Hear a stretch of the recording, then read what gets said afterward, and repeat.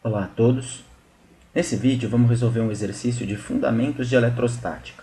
E o exercício diz o seguinte: sobre uma mesa isolante colocam-se três corpos A, B e C, observando-se que os corpos se atraem mutuamente. Se atraem mutuamente quer dizer, cada um deles é puxado pelos outros dois, e cada um deles puxa os outros dois. Existe atração entre todos eles. Pode-se afirmar corretamente que eles poderiam estar, respectivamente, com cargas, e aí vem as alternativas: positiva, nula, negativa, positiva, e assim por diante. Essa primeira possibilidade é sempre para o corpo A segunda para o corpo B e a terceira para o corpo C. O A positivo, então uma possibilidade, o A positivo, o B nulo e o C negativo. A outra possibilidade, o A positivo, o B negativo e o C nulo, A, B, C, A, B, C. Bom, antes de resolver o exercício, vamos retomar rapidamente os fundamentos da eletrostática e ver como que a gente resolve esse exercício. Bom, lembra que a gente já viu na eletrostática que dois corpos que estão eletrizados com cargas de mesmo sinal, positivo e positivo, ou negativo e negativo, se repelem. Então, mais esse corpo positivo e positivo, esse da esquerda empurra da direita para lá e o da direita empurra da esquerda para cá, existe uma repulsão. O mesmo vale se os dois fossem negativos, esse negativo da esquerda empurra da direita para lá, afastando, né, para a direita, e o da direita empurra da esquerda para a esquerda, que existe um afastamento. Desculpa. Bom, e a gente viu também que se os corpos têm sinais opostos, se eles estão eletrizados com cargas de sinais opostos, mais e menos, então existe uma atração entre eles. Bom, e aí, se a gente for resolver o exercício, olha o que vai acontecer. Ó.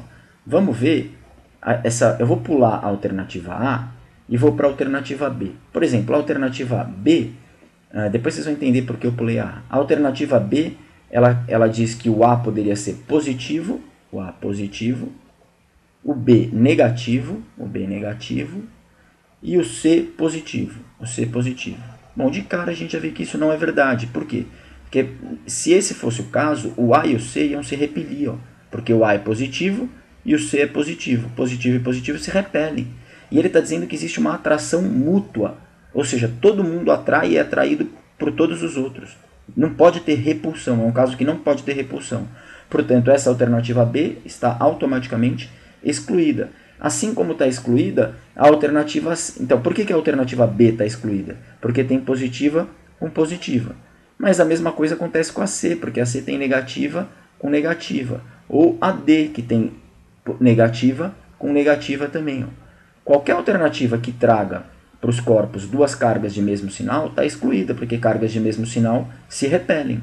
Então, nessa D, por exemplo, ele queria que o A fosse negativo. Deixa eu apagar aqui. Ó.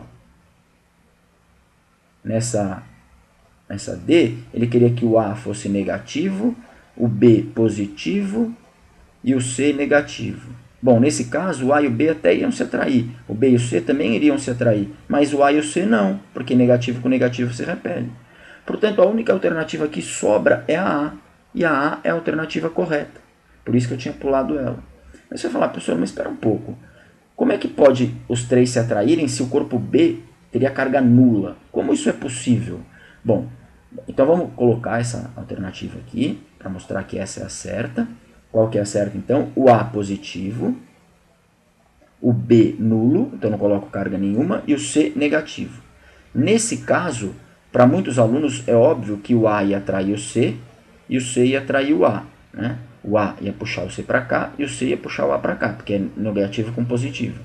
Mas o B, sendo um corpo nulo, ele também é atraído em direção ao A e também atrai o A. E o B, sendo nulo, também atrai o C e é atraído pelo C? Também. Mesmo ele sendo nulo, professor?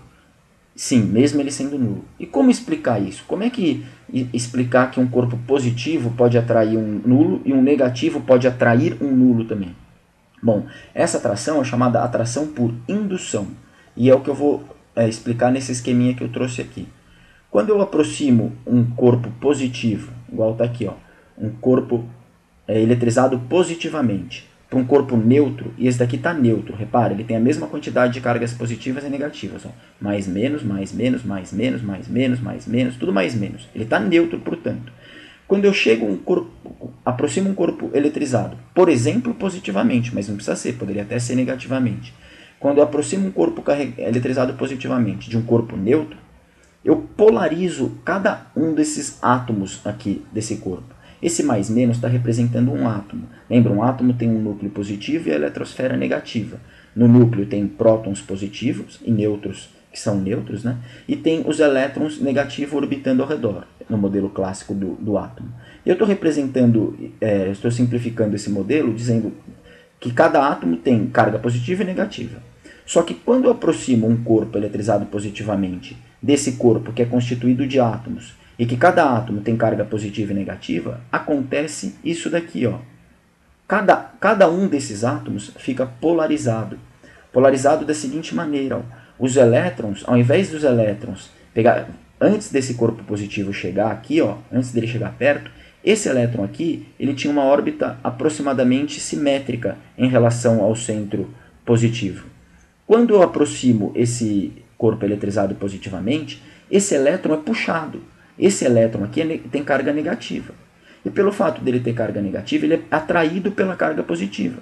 Portanto, esse elétron ele passa a orbitar não mais simetricamente em relação ao núcleo positivo, mas ele passa a orbitar mais para a direita do que para a esquerda. Não fica mais simétrico, não fica mais uma bolinha certinha aqui ao redor do positivo. O elétron é puxado muito, porque tem uma carga positiva aqui puxando ele, né?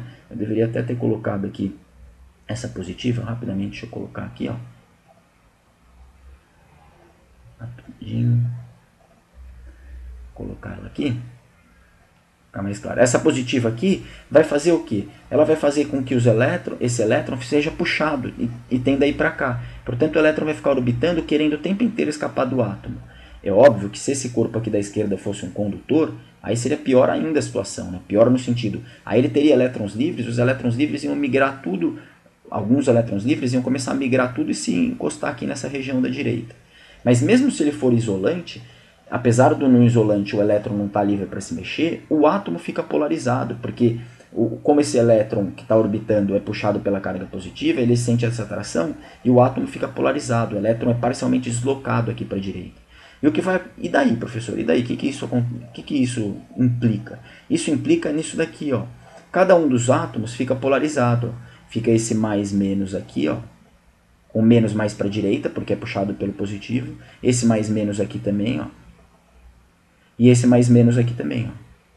E aí, se você notar, eu tenho uma região aqui, ó, que eu vou destacar. Deixa eu ver que cor que eu vou destacar. Vou destacar com amarelo. Eu tenho essa região que ela está neutra agora, ó. Ela está neutra, essa região.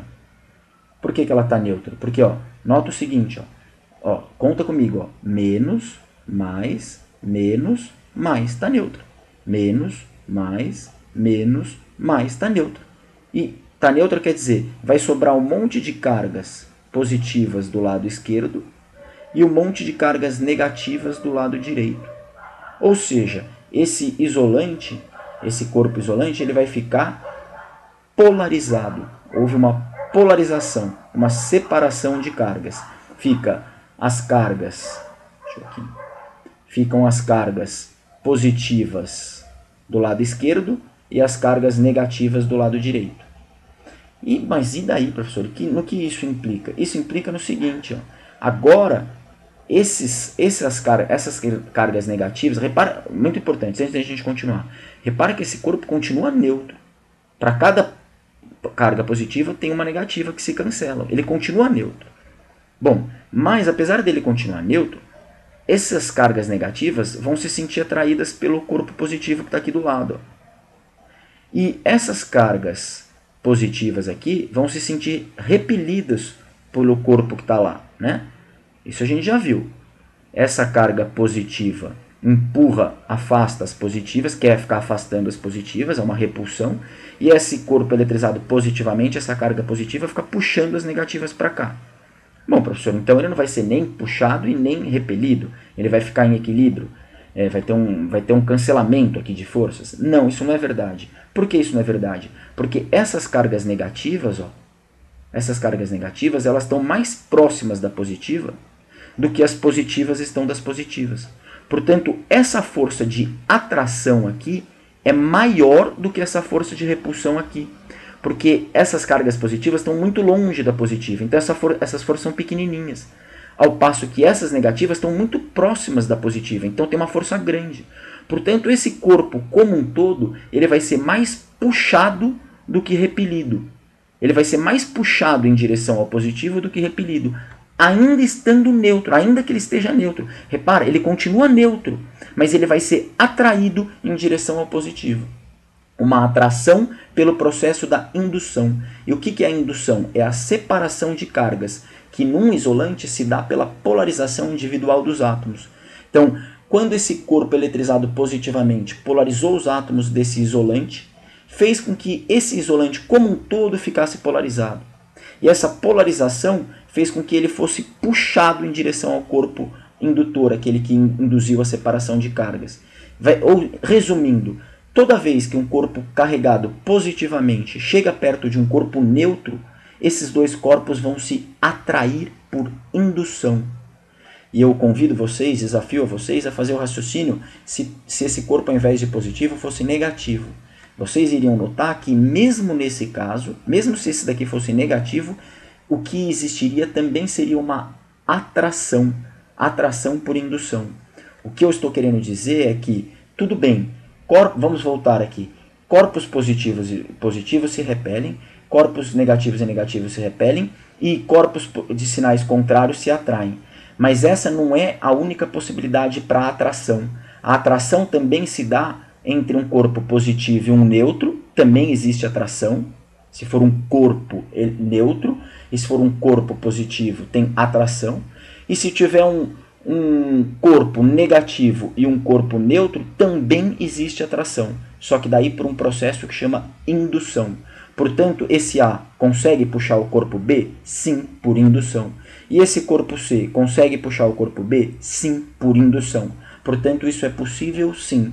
O A positivo, o C negativo e o B neutro, eles se atraem mutuamente. Nesse caso, uma possibilidade óbvia, né? Sinais contrários se atraem. E nesse uma tão não óbvia, para quem ainda não conhece a atração por indução, passou a conhecer aí, isso também é possível. Para finalizar o vídeo, eu gostaria de mostrar aqui uma fotinho que eu peguei na internet, onde acontece justamente isso, né?